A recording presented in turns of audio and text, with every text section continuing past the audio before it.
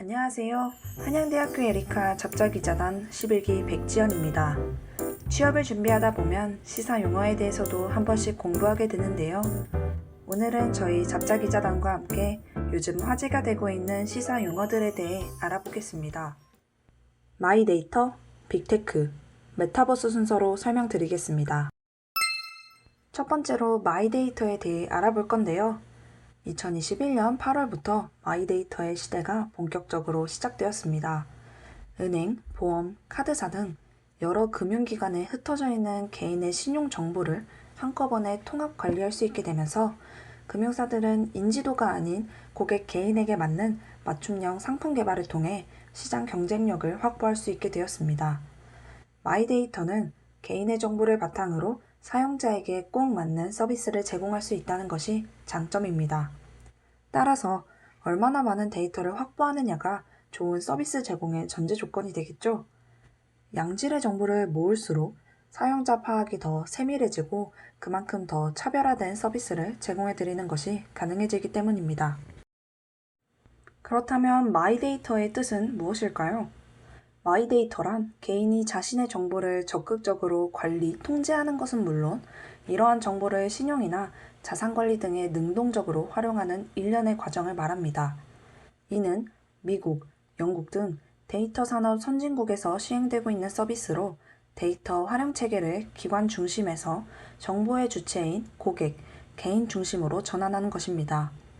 각 개인은 마이데이터를 통해 각종 기업이나 기관 등에 흩어져 있는 자신의 정보를 한꺼번에 확인할 수 있고 또 자발적으로 개인 정보를 제공하면 이를 활용해 맞춤 상품이나 서비스를 추천받을 수도 있습니다.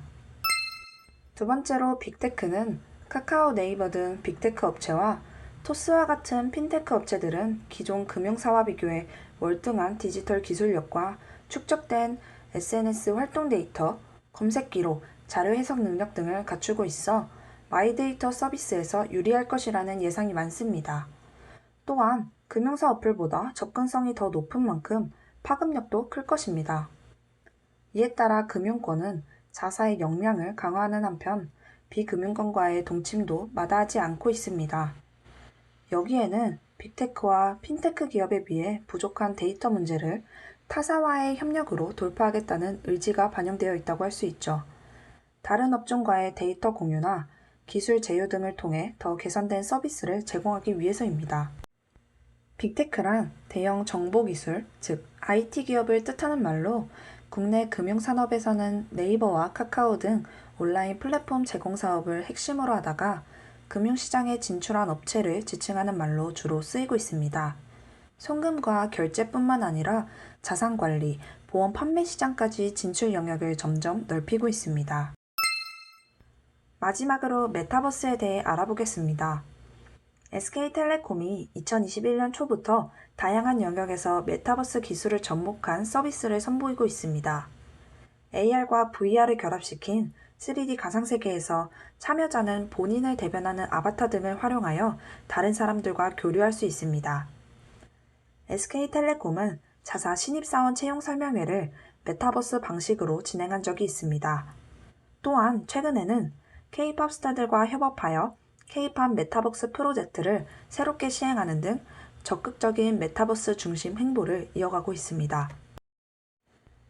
메타버스는 가상, 초월 등을 뜻하는 영어 단어인 메타와 우주를 뜻하는 유니버스의 합성어로 현실 세계와 같은 사회, 경제, 문화 활동이 이뤄지는 3차원의 가상세계를 말합니다.